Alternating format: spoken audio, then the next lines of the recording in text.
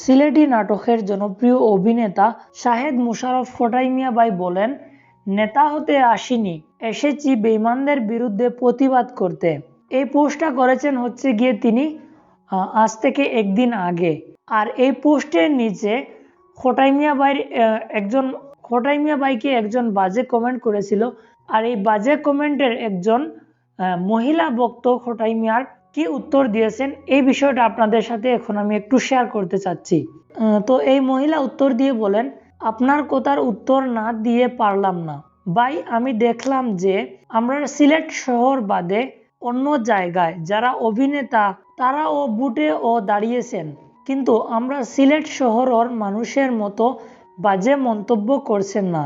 আমার কথা হইল, তারা অভিনেতা হতে পারেন, তাহলে কি তারা এই দেশের নাগরিক না?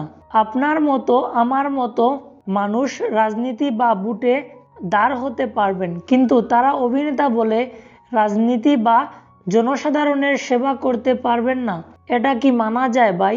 আমি দেখলাম যে এসব বিষয় নিয়ে আমাদের সিলেট শহর বেশি মাথা ঘামায়, কারণ একটাই, ওই যে এক ভাই বাইরের দেশে ও থাকবে, 4 ভাই বসে খাবে।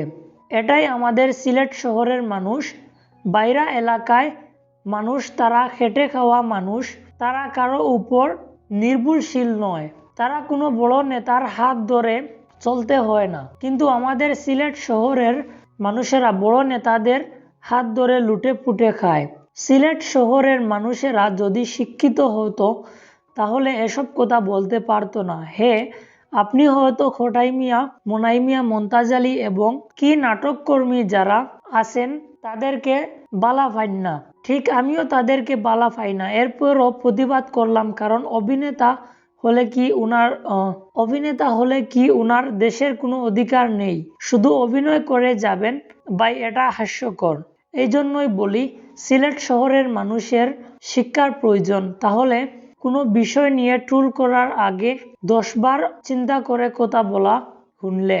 তো যদিও এই রিপ্লাইটা দেওয়া হয়েছে খোটাই মিয়ার একজন মহিলা ভক্তর আইডি থেকে, তো আসলে এই আইডির পিছনে ছেলে নামে সেটা তো জানি না, তবে এই রিপ্লাইটা ছিল খুবই তাগড়া রেসপন্স। তো আপনাদের এই খোটাই মিয়ার মহিলা ভক্তর এই রিপ্লাইটা দেখে কেমন লাগলো তা অবশ্যই কমেন্ট করে বলবেন। এরকম খোটাই মিয়ার আরো নিউজ আপডেট পেতে আমাদের সাথে থাকবেন। ধন্যবাদ।